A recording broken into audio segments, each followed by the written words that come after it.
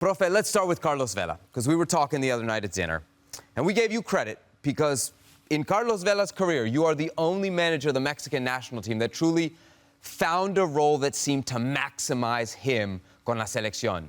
What did you do? How did you do it to bring out the best of Carlos Vela and to make him feel part of the national team in a way that seemingly he hasn't felt either before or since? Well, I think that all human beings, and in this case, a human being stroke player, will react to the same things that we all react to, either in a negative way or in a positive way. And all we did with Carlos was to show him respect, to let him that we admire him as a player and we respect him as a human being, and that he will enjoy, he will play where he thinks or where he thought at that time that he could play his best.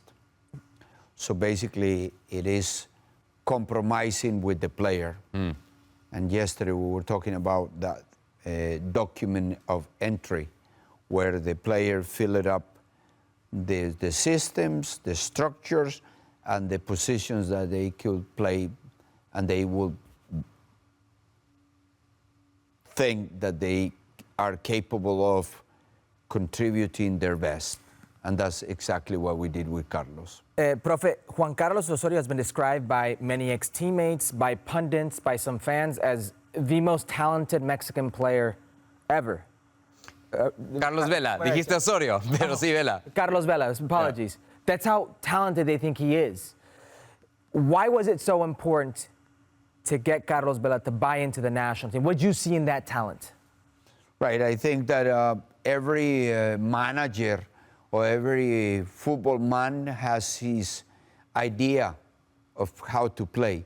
Nowadays, especially in Spanish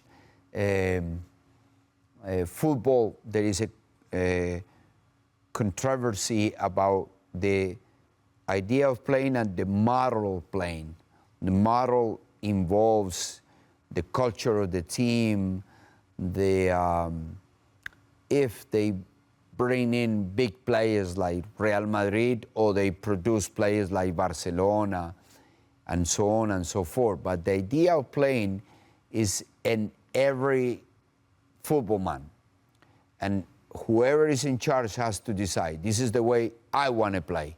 And I am going to select my players to do this type of game. And I think recently, basically spoken to you too, I asked him, or I have asked too many people, tell me one player in Mexican football that replicates what Carlos is capable of doing. And at the end, there's no player, because A, he is a left-footed player. B, regardless of how he interprets his role model, which he doesn't want to be a role model for younger players. He's a left-footed player on the right side that comes inside and can hit a great strike recently against, I think it was Portland. Yeah. And he has done that over and over and over, like Robin used to do for the Holland national team, like even El Fideo used to do for Argentina. Di Maria. Yeah. Like now Bernardo Silva or Mahrez, Yeah. and even Foden for Manchester City and for their national teams. And Foden is the perfect example. Now he is almost irreplaceable in the English national team because he is the only left-footed that can play as a winger on the right side, and he can come inside.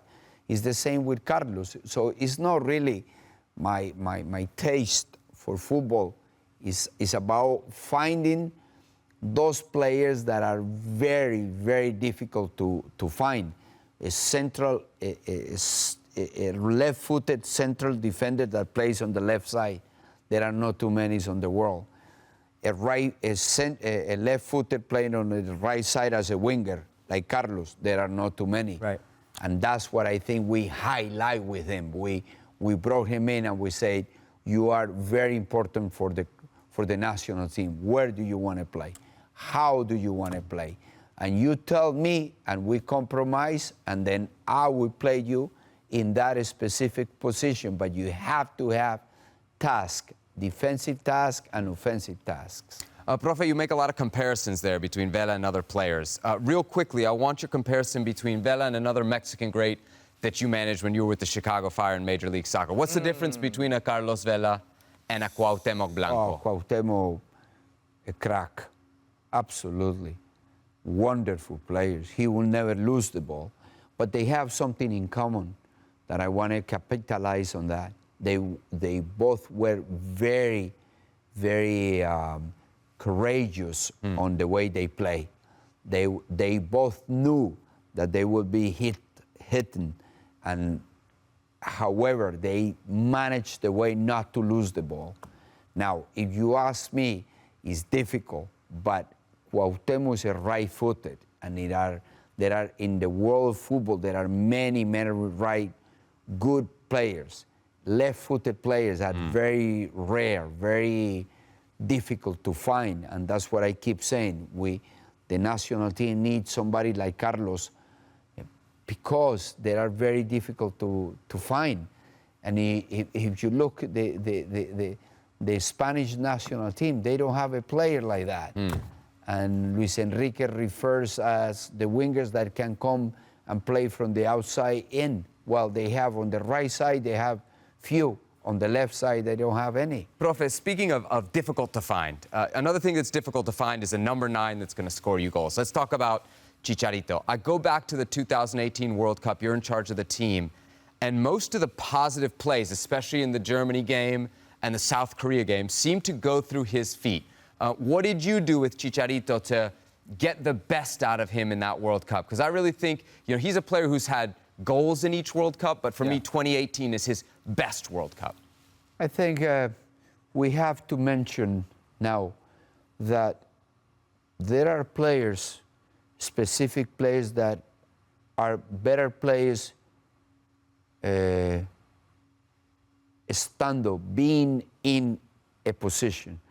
There are other players that are better llegando, attacking that position. Yeah. And I remember the Confederations Cup against Portugal. Raúl Jiménez started as a number 9, and Javier started as a number 11 coming inside, and that's how we scored the goal. Javier come inside, left his marker, and scored a wonderful goal. So I think Javier has that particular ability. He can play as a number 9, but he can also play as a llegador, as somebody that will occupy that position. And I think that could be a good strategy for games like Poland, where you need a number 9 that is capable of holding the ball up, is capable of prolonging the game or is capable of knocking down and incorporating to the game or taking to the game the inside midfielders. Yeah. But you can play with an outside or with a winger, a false winger that comes inside like Javier in that particular game. Profe, I don't want to know about his technical ability, about his physical ability, about his overall game. Talk to me about his mentality, because that's something that stood out to me about Javier Hernandez over the years, his mentality. I think he's a top athlete. Honestly, I think his ability is to race to that level, and not too many players can do that. He has enough experience, have played at that top level, and I think that he is probably, knowing Javier, I would think that he is now thinking, if I get the chance, I would prove wrong all these people. I would prove everybody that I am a good striker, that I am not the best striker. I don't think that he will be one of those players that I think I am irreplaceable. No, but it's a team player that will think, when I get the chance, my chance, I will come in and I will score a goal, like he did plenty of times with Manchester United. And I think he's an attribute to Javier, that he doesn't take all those things he takes it personally, but he knows how to manage that and make the best out of that. Different to many other players that are not capable of raising the game up to that level, and on the contrary, they will feel like, oh, I'm not part of this, or I'm not taking in consideration. I think Javier is one of those that says, I will get my chance, and when I get my chance, I will score. Well, thank you very much for watching ESPN on YouTube. For more sports highlights and analysis, be sure to download the ESPN app. And for live streaming, premium content, and let's not forget as well, ESPN FC 7 days a week. Subscribe to ESPN+.